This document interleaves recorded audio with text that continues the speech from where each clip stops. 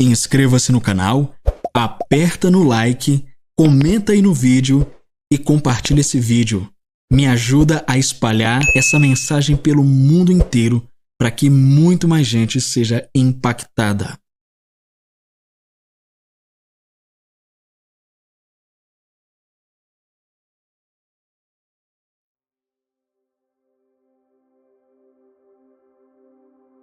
Vida espiritual. Parte 3. Crisóyak Helome.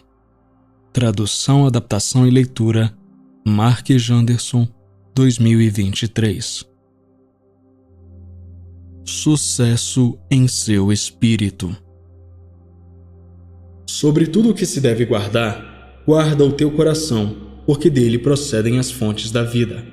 Provérbios capítulo 4, versículo 23. A palavra é muito importante. Com a palavra você edificará sua vida, você edificará seu espírito, você edificará o verdadeiro sucesso dentro de si, porque o sucesso começa primeiro no espírito humano. Se você a tem em seu interior, nenhuma circunstância na vida poderá tirá-la de você.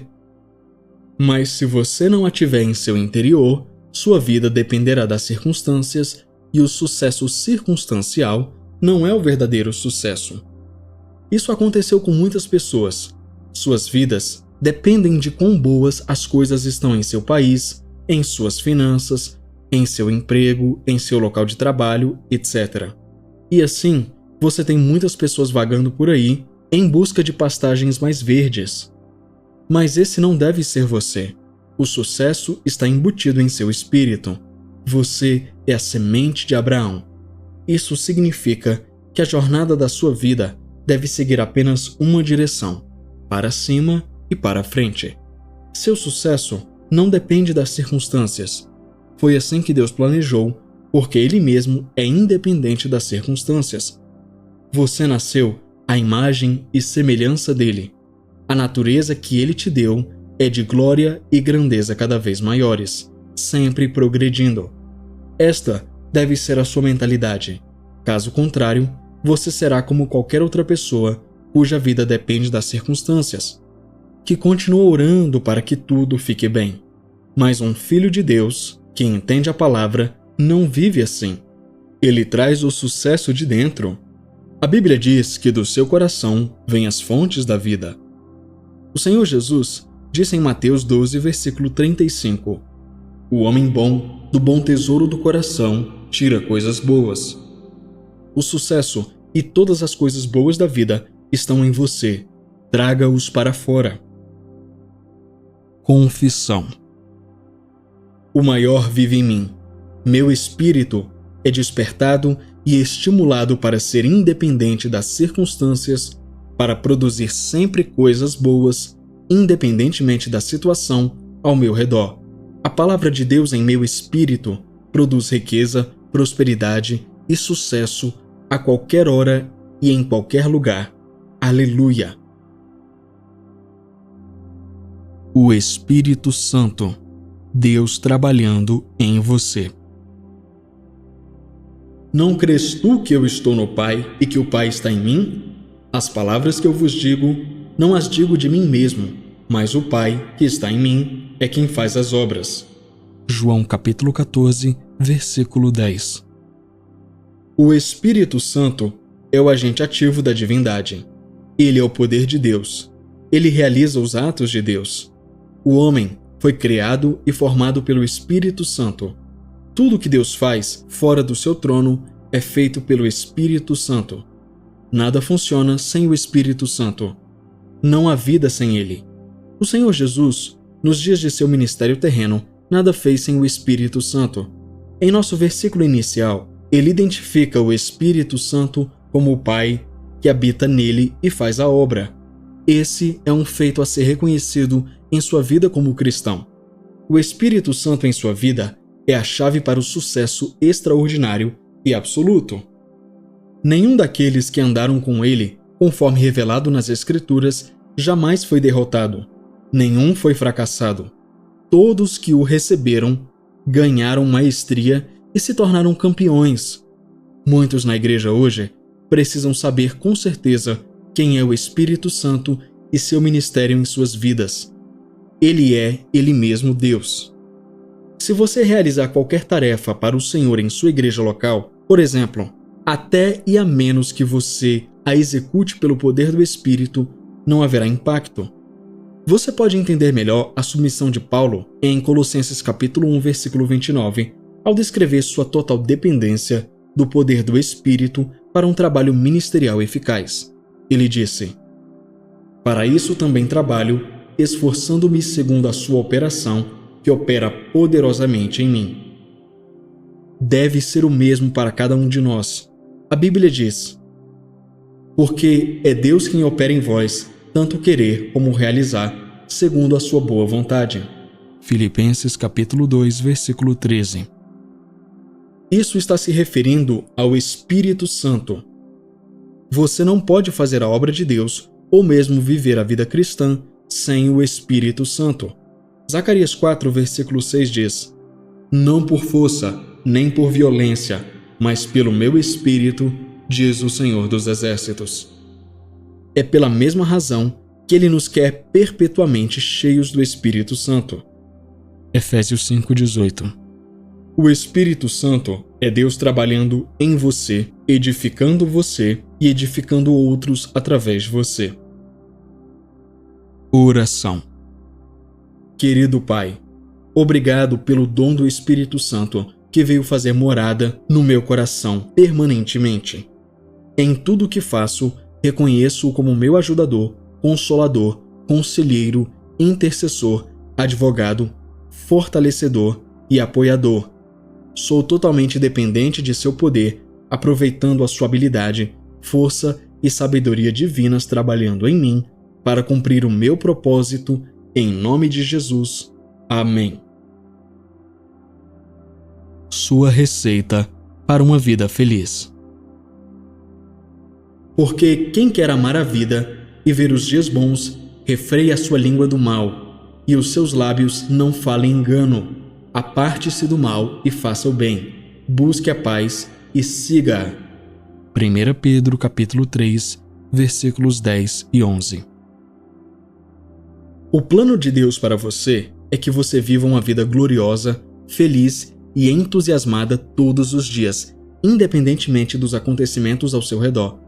Isto exige viver pela palavra. A palavra de Deus revela os princípios fundamentais de sucesso que você pode seguir para ter uma vida plena, centrada em Deus. Por exemplo, nosso versículo de abertura é muito instrutivo sobre como ter uma vida feliz.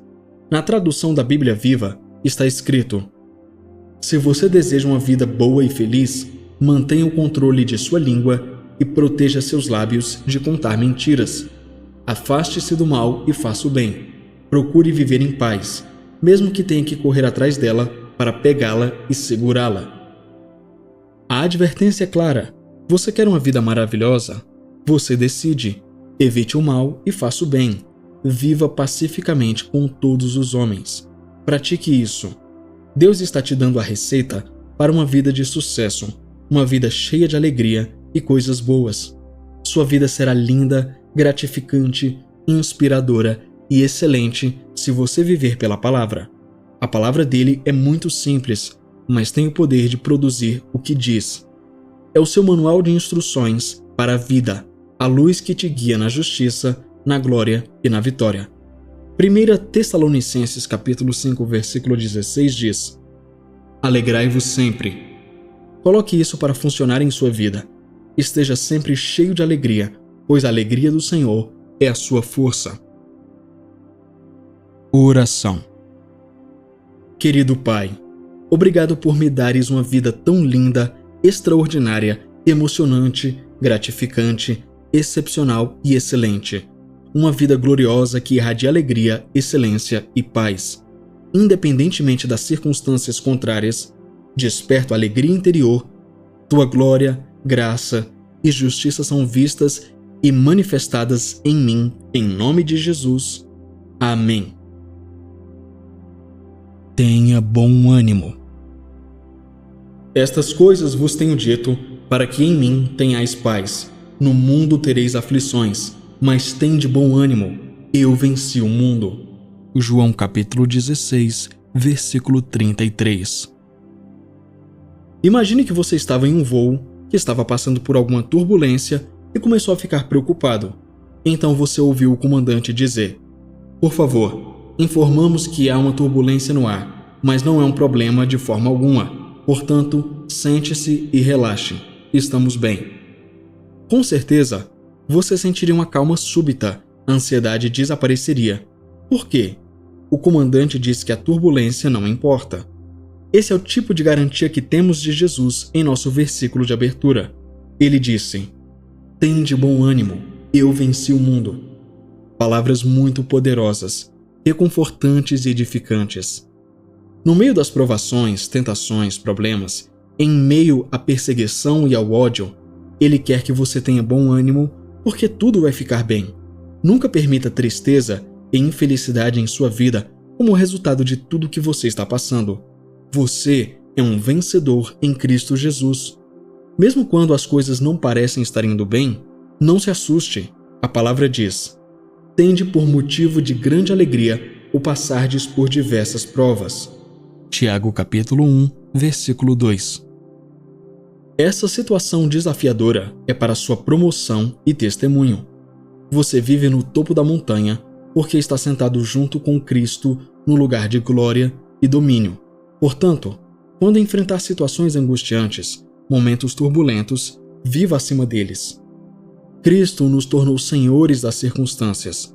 Agora, Ele quer que você demonstre uma coragem extraordinária ao realizar o sonho dele para você. Filipenses 4, versículo 6 diz: "Não fiquem ansiosos por coisa alguma." Nova Versão Internacional. Não faz diferença o que está acontecendo. Não perca a calma. Já foi escrito sobre você que você venceu. Porque todo aquele que é nascido de Deus vence o mundo. E esta é a vitória que vence o mundo, a nossa fé. 1 João capítulo 5, versículo 4. Anime-se, pois o seu futuro é maior que o seu passado. Louvado seja Deus. Confissão. Deus me separou do mundo e me deu uma vida que está além deste mundo. Uma vida de fé e vitória através da palavra. Vivo vitoriosa e triunfantemente acima da doença, da enfermidade, da inflação e do terror. Sou mais que vencedor, porque maior é aquele que está em mim do que aquele que está no mundo. Aleluia! Está em você agora. O ladrão vem apenas para roubar, matar e destruir. Eu vim para que tenham vida e a tenham em abundância. João capítulo 10, versículo 10. Assim como a saúde divina, a prosperidade, o perdão, a justificação, a santificação e a justiça não são promessas de Deus para a nova criação, também a vida eterna não é uma promessa. A vida eterna não é a vida no céu ou a vida que você recebe quando chega ao céu. Ela está em você agora. Jesus nunca teria precisado vir se tudo o que existe para a vida eterna fosse o céu. Afinal, Enoque foi para o céu antes de Jesus vir. Ver Gênesis capítulo 5, versículo 24. Além disso, Jesus disse que Deus não é Deus dos mortos, mas dos vivos. Ele é chamado de Deus de Abraão, de Isaque e de Jacó. Leia Lucas capítulo 20, versículos 37 e 38. O que significa que Abraão, Isaque e Jacó estão vivos e no céu. Até Elias foi levado ao céu numa carruagem de fogo. Segundo Reis capítulo 2, versículo 11. Ele não precisou que Jesus tivesse vindo primeiro. Isso prova que a vida eterna não significa viver indefinidamente no céu. Jesus não veio para nos dar algo que já estava disponível. Ele foi a manifestação da vida que Deus prometeu antes do mundo começar. O plano de Deus para o homem era viver como Deus, viver a sua imagem, viver como seu reflexo neste mundo. Mas o homem perdeu o plano de Deus devido à transgressão de Adão. Contudo, através de Cristo Jesus, a vida eterna, a vida e a natureza de Deus está agora disponível para qualquer pessoa que nele creia. Existe a vida animal, a vida vegetal, a vida humana e então você tem a vida de Deus, que você recebe quando nasce de novo. Essa é a vida da qual Jesus falou em nosso versículo de abertura. É indestrutível e imaculada. Essa vida eterna controla tudo em sua vida agora, vitaliza seu corpo físico, destrói doenças, enfermidades e tudo que não é de Deus em seu corpo físico. Aleluia! Confissão. A vida eterna é minha posse atual em Cristo. Tenho essa vida imperecível, incorruptível, indestrutível e imortal, residente em meu espírito. Fui trazido da humanidade para a eternidade. Portanto, tenho domínio sobre a doença, a morte, a enfermidade, o fracasso, a falta e todos os rudimentos deste mundo. Amém. As instruções dele engrandecem. E farei de ti uma grande nação, e te abençoarei e engrandecerei o teu nome, e tu serás uma bênção. Gênesis capítulo 12, versículo 2. Deus espera que, quando recebemos sua palavra, vivamos de acordo. Quando temos palavras nas Escrituras que nos mostram princípios de vida ou que nos dão instruções definidas de Deus, temos que prestar atenção. Temos que levar essas palavras a sério e viver de acordo com elas. As instruções dele engrandecem. A vida torna-se um desafio, um labirinto de confusão para aqueles que não seguem a palavra de Deus, mas preferem agir com base na sabedoria e inteligência humanas. Tomemos, por exemplo, a experiência de Isaac em Gênesis capítulo 26. Ele recebeu uma instrução do Senhor para não deixar seu país e ir para o Egito por causa da fome em seu país. As pessoas estavam migrando para o Egito na época em busca de pastagens mais verdes. Então, fazia sentido, a sabedoria humana, que Isaac procurasse deixar Gerar em busca de alívio no Egito. Contudo, o Senhor o instruiu dizendo: habita na terra que eu te disser, peregrina nesta terra, e serei contigo e te abençoarei, porque a ti e à tua descendência darei todas estas terras e cumprirei o juramento que fiz a Abraão teu pai. Gênesis capítulo 26, versículos 2 e 3.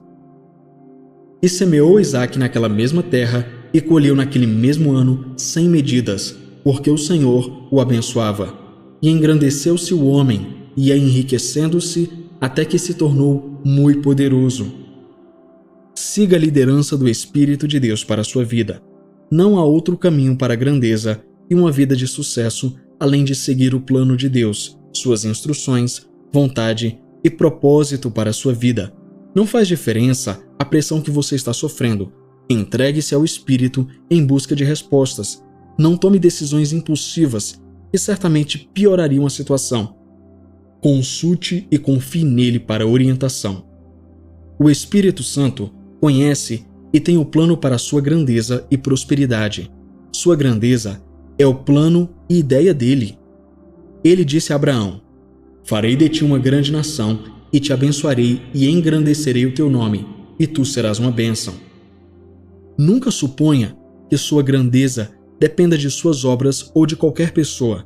Como semente de Abraão, a grandeza está em você, proveitosa e trazida à tona à medida que você segue as instruções de Deus e cumpre seu propósito para a sua vida. Confissão. Sou a semente de Abraão, agraciada pela grandeza e ungida para ser frutífera e produtiva em toda boa obra. Fui ordenado a prosperar e a viver em glória. Portanto, vivo uma vida gloriosa, cumprindo o meu propósito e destino em Cristo. Grandes coisas estão acontecendo para mim e através de mim, pelo poder da palavra e pela capacidade do Espírito Santo, em nome de Jesus. Amém. Recuse a síndrome de inadequação. Filhinhos, vós sois de Deus e já os vencestes, porque maior é aquele que está em vós do que aquele que está no mundo. 1 João capítulo 4, versículo 4. Há tanta síndrome de inadequação entre muitos na igreja e ela dura tanto tempo que agora parece normal. Por exemplo, você ouve declarações como: enche-me, Senhor, eu tenho fome de ti. Eles pensam que quanto mais clamarem por causa de sua fome por Deus, mais rápido ele lhes responderá. Mas tais declarações não são consistentes com a palavra, com quem somos e com o que temos em Cristo. Pense por um momento. Quanto mais você deseja dele quando ele vive dentro de você em toda a sua plenitude? Você está no Pai e o Pai está em você. Torne-se plenamente consciente desta realidade. Pare de tentar alcançá-lo ou de agir como um estranho ou um estrangeiro. Você é um com ele. Aleluia! O problema de muitos é a sua ignorância da palavra. A Bíblia diz: Cristo em vós, a esperança da glória. Colossenses 1:27. Não é uma parte ou aspecto dele que vive em você. É a totalidade da pessoa dele. Você está cheio dele. A Bíblia diz que você é o templo do Espírito Santo. Você é a casa de Deus, o tabernáculo vivo dele. Deus não está mais no céu do que está em você. É melhor você crer nisso, pois isso vai acabar com a síndrome de dependência e de inadequação. É um erro pensar que quanto mais confessarmos a nossa fraqueza, maior ele é em nós. Não fale contra a palavra. A sua confissão de inadequação destrói a sua fé e a sua eficácia em Cristo, e é contrária a tudo que Jesus veio fazer por você. Por exemplo, como alguém poderia ler o que temos em nosso versículo de abertura e ainda orar: Ó Senhor, ajuda-me a vencer. Ou como alguns diriam: algum dia venceremos. A palavra diz que você venceu. Observe que está no pretérito. Não é uma promessa, mas um contrato já firmado, uma realidade presente. A sua confissão, independentemente de como você se sente ou do que está acontecendo ao seu redor, deve ser o que a palavra diz a seu respeito. Não confesse seus sentimentos de inadequação. Confesse a palavra. Confissão. Estou no Pai e o Pai está em mim e estou consciente desta realidade. Onde quer que eu vá, vou com o Pai que vive permanentemente em mim. Eu sou sua sede divina. Nele eu vivo, me movo e existo. O mundo está subjugado diante de mim. Glória a Deus. Serviço através do Espírito. Porque Deus é minha testemunha, a quem sirvo com meu espírito no Evangelho de seu Filho. Romanos capítulo 1, versículo 9.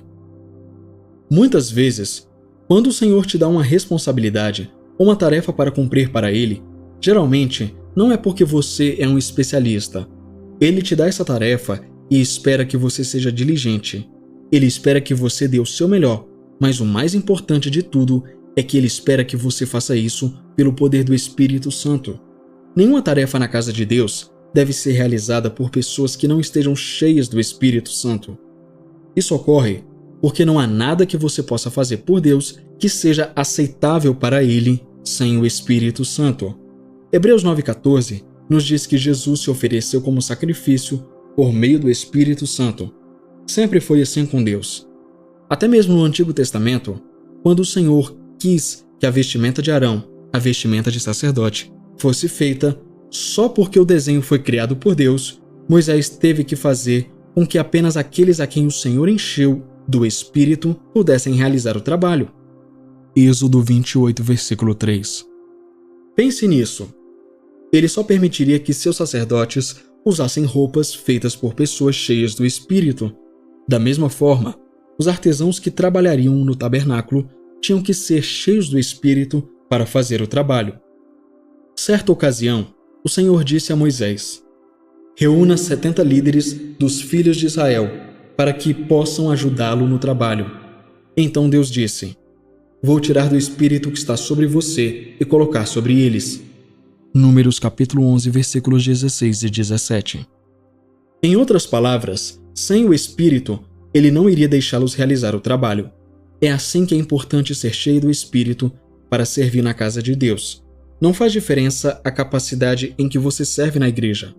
Talvez você seja um líder de louvor, um ministro de música, um porteiro, um líder de célula, um coordenador de evangelismo, uma equipe pastoral, ou sua função seja limpar os bancos e abrir as portas do auditório. Isso deve ser feito através do Espírito. É aqui que a comunhão com o Espírito é muito importante. Antes de começar a fazer qualquer coisa, Encha-se do Espírito. Gaste tempo em comunhão com o Espírito Santo e ele te guiará sobre como fazer as coisas de Deus, do jeito de Deus, para que seu serviço seja aceito por ele. Oração.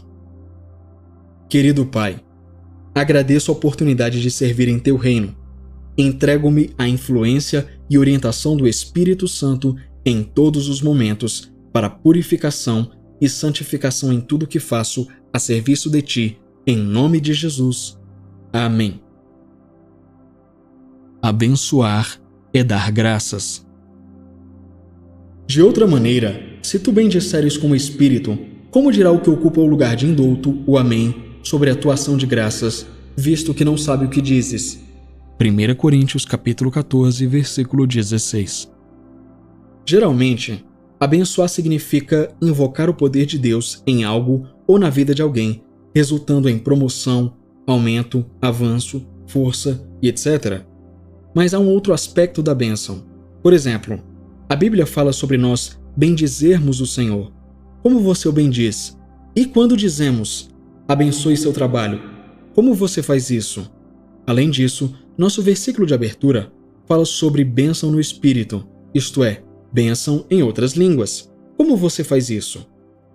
Mas então, a leitura da parte final do versículo nos dá uma pista. Diz: como é que aquele que não entende o que você está dizendo diz amém quando você dá graças? Ele iguala bênção a agradecimento. Em Mateus 26, versículo 26, a Bíblia diz: e enquanto comiam, Jesus tomou o pão, abençoou-o e partiu-o. Como Jesus abençoou o pão? O apóstolo Paulo, pelo Espírito Santo, explicou isso em 1 Coríntios capítulo 11, versículos 23 e 24, que diz: porque eu recebi do Senhor o que também vos entreguei, que o Senhor Jesus, na mesma noite em que foi traído, tomou o pão e, depois de dar graças, partiu-o. Mateus disse que Jesus pegou o pão e o abençoou. Então Paulo recebe a revelação e nos conta exatamente como Jesus fez isso. Foi dando graças. Isso permite que você saiba como abençoar sua comida na próxima vez que estiver à mesa para uma refeição. Não é dizendo: ó Deus, abençoe esta comida pelo amor de Cristo. É agradecendo a Ele pela comida. Foi assim que Jesus abençoou o pão. Da mesma forma, quando dizemos, vamos bendizer ao Senhor, significa dar-lhe graças. Você está agradecendo a Ele por quem Ele é, pelo que Ele fez em sua vida e por todas as obras poderosas dele. Isso é o que você deve fazer sempre. Quando você aprende a agradecer ou abençoar a Deus por algo, você recebe a plenitude daquilo pelo que está agradecendo, porque a ação de graças traz a plenitude. Glória ao nome dele para sempre. Oração. Bendito Pai, Tu és tão gracioso e gentil. Louvo-te e agradeço-te pela Tua presença na minha vida e pela Tua poderosa mão de bênção que repousa sobre mim. Reconheço Tua graça, misericórdia, sabedoria e poder pelos quais vivo triunfantemente hoje e sempre, em nome de Jesus. Amém. E aí? O vídeo tá uma bênção, né? Demais. Então, deixa eu interromper rapidinho o seu vídeo. Realizar todo esse trabalho dá trabalho, acredite, pois eu tenho que traduzir, gravar e editar. Mas eu amo fazer isso aqui. Como você já sabe, até o momento somos eu e o Senhor aqui, levando a você essas mensagens e livros maravilhosos. E da mesma forma que impactam a minha vida, tenho certeza de que tem impactado e mudado sua vida também. Quando eu encontro esses livros e materiais de graça disponíveis na internet, eu baixo. Porém, nem sempre eu encontro de graça.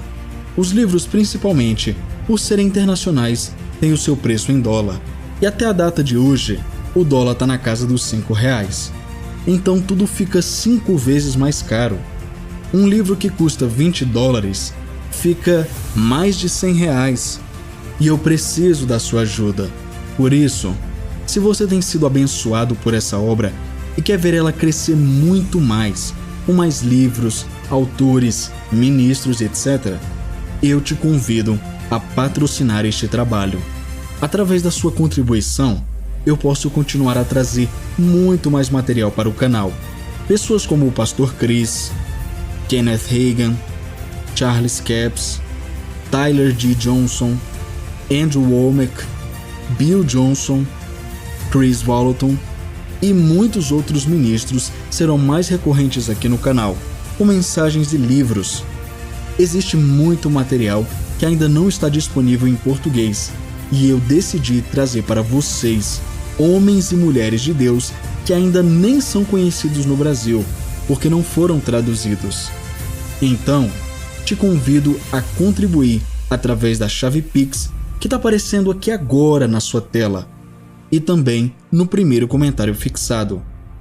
Este é um ministério fértil e suas sementes serão multiplicadas, pois tenho orado individualmente por cada um que contribui. Para quem está fora do Brasil e não tem Pix no seu país, pode doar através do PayPal, pelo e-mail que também está aparecendo aí na sua tela. Tanto a chave Pix quanto o PayPal estão fixados no primeiro comentário. Obrigado pela sua atenção. Eu estou orando por você. Toda semente plantada aqui terá uma colheita abundantemente maior. Em nome de Jesus eu declaro isso. E agora, continue com o vídeo.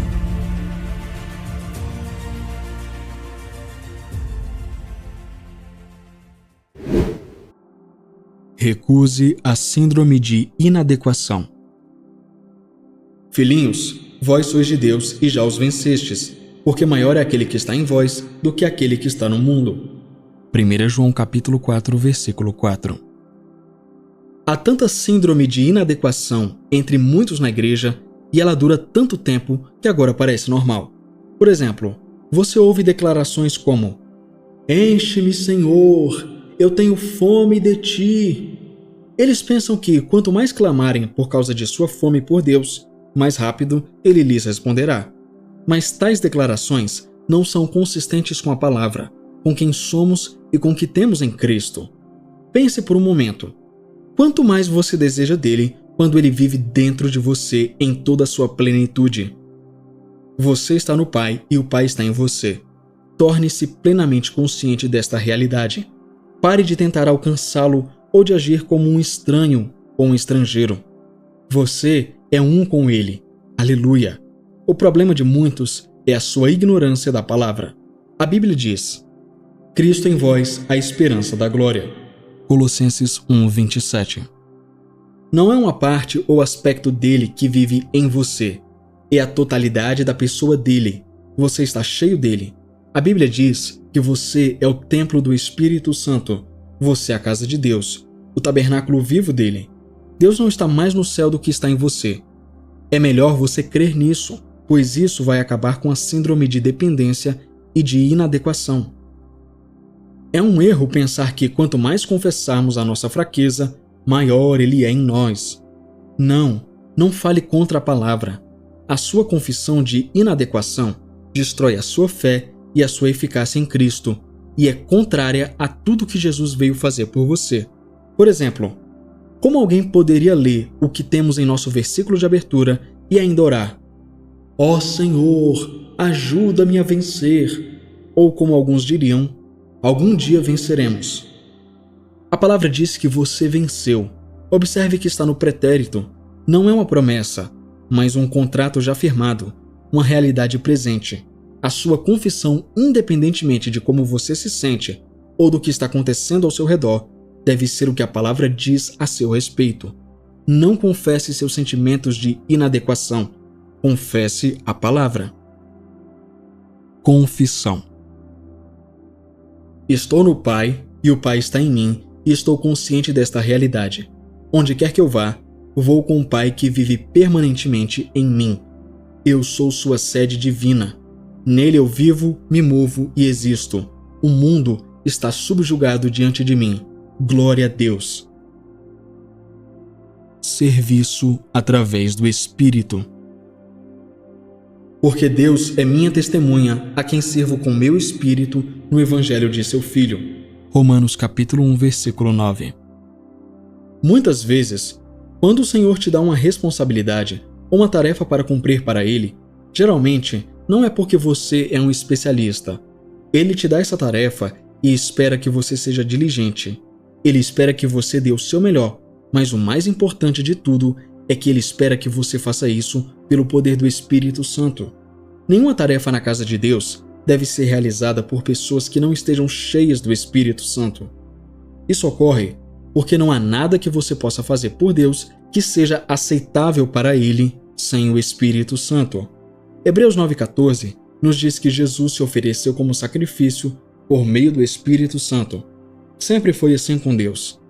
Até mesmo no Antigo Testamento, quando o Senhor quis que a vestimenta de Arão, a vestimenta de sacerdote, fosse feita só porque o desenho foi criado por Deus, Moisés teve que fazer com que apenas aqueles a quem o Senhor encheu do Espírito pudessem realizar o trabalho. Êxodo 28, versículo 3. Pense nisso. Ele só permitiria que seus sacerdotes usassem roupas feitas por pessoas cheias do Espírito. Da mesma forma, os artesãos que trabalhariam no tabernáculo tinham que ser cheios do Espírito para fazer o trabalho. Certa ocasião, o Senhor disse a Moisés: reúna 70 líderes dos filhos de Israel para que possam ajudá-lo no trabalho. Então Deus disse: vou tirar do Espírito que está sobre você e colocar sobre eles. Números capítulo 11, versículos 16 e 17. Em outras palavras, sem o Espírito, ele não iria deixá-los realizar o trabalho. É assim que é importante ser cheio do Espírito para servir na casa de Deus. Não faz diferença a capacidade em que você serve na igreja.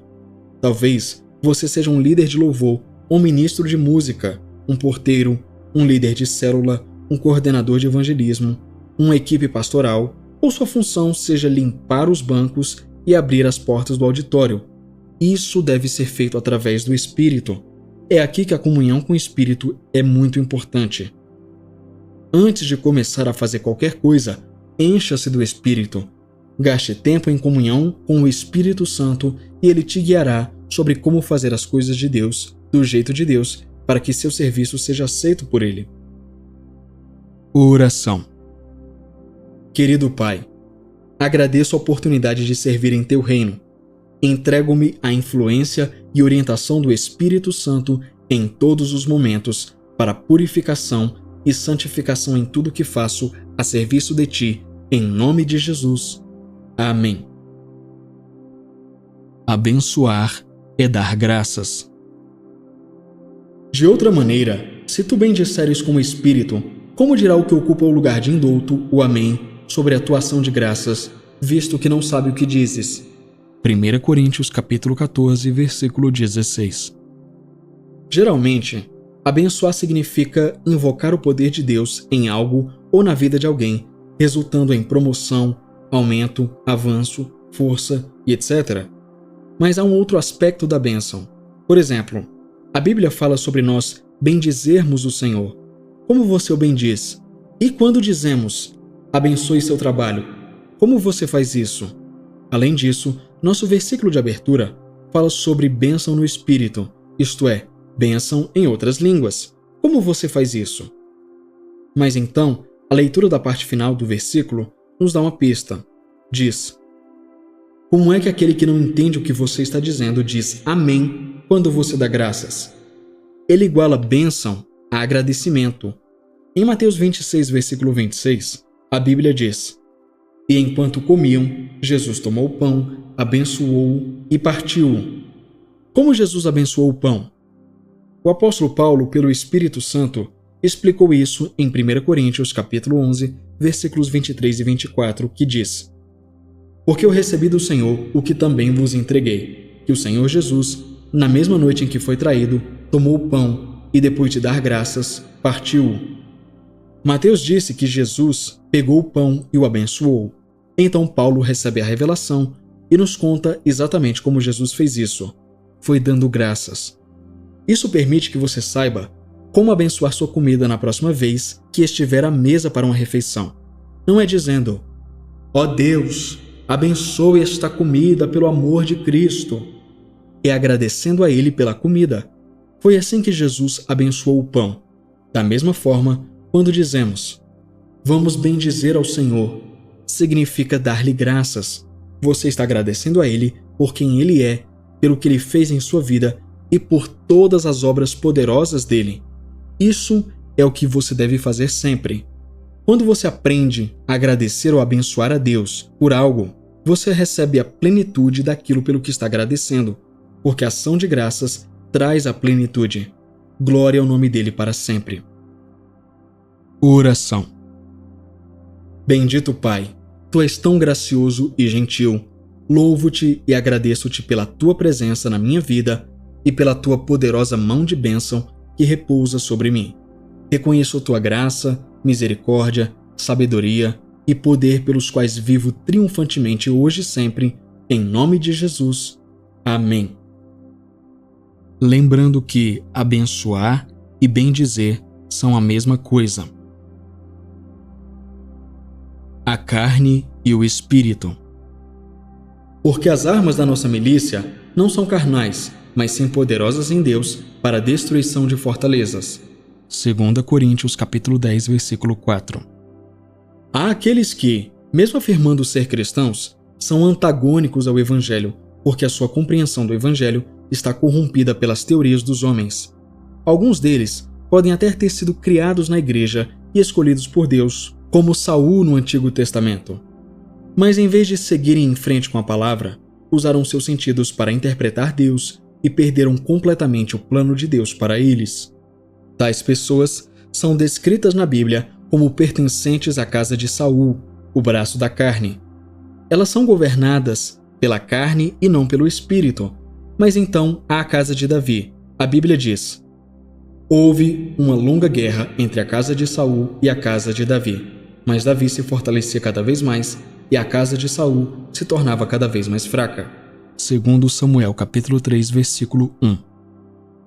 A casa de Davi simboliza o Espírito, aqueles que andam no Espírito, aqueles que falam e vivem de acordo com a palavra de Deus. Ainda existe uma guerra violenta hoje, onde aqueles que andam na carne tentam agir como se estivessem no comando, mas a sabedoria que nos foi dada por Deus é algo que eles não podem resistir ou contradizer. Ao entrar em contato com essas pessoas, use e fale a sabedoria de Deus, sabendo que tudo o que elas têm são meras teorias e palavras que saem de suas mentes naturais. As nossas também são palavras de sabedoria divina, então, são palavras contra palavras. Elas falam a sabedoria deste mundo que não dá em nada, mas falamos da sabedoria de Deus que produz resultados inegáveis em nossas vidas, circunstâncias e situações e na vida de outras pessoas. Glória a Deus. Confissão. Com a palavra de Deus na boca, derrubo todas as fortalezas de raciocínios, argumentos e teorias dos homens. Agora mesmo, venho contra o espírito do mundo que inicia imaginações malignas ou negativas nos corações dos homens para levá-los a ir contra o Evangelho e proclamo a vitória sobre ele em nome de Jesus Cristo. Amém. Se você caiu de paraquedas aqui nesse vídeo, seja muito bem-vindo. Já aproveita e se inscreve aí no canal, deixa o seu joinha, o seu comentário e compartilha também o vídeo. Se você ainda não segue a nossa página lá no Instagram, segue lá, é @verdadedapalavra_. Eu tô deixando o link aqui embaixo. E se você ainda também não entrou em nosso canal do Telegram, onde ali eu dou avisos e me comunico melhor com vocês, entra lá também. O link também tá aqui abaixo no primeiro comentário fixado. Ah, já conhece o nosso canal secundário? É o canal Refrigério. Também tá aqui abaixo no primeiro comentário fixado. Entra lá, assiste os vídeos lá, a pegada é outra coisa. Lá a gente foca em meditação, confissão, imaginação. Então, se inscreve lá também, dá essa força. Até a data desse vídeo, a gente está quase batendo 1000 inscritos. Se inscreve lá e seja abençoado e edificado também. Eu fico por aqui e até uma próxima. Tchau, tchau.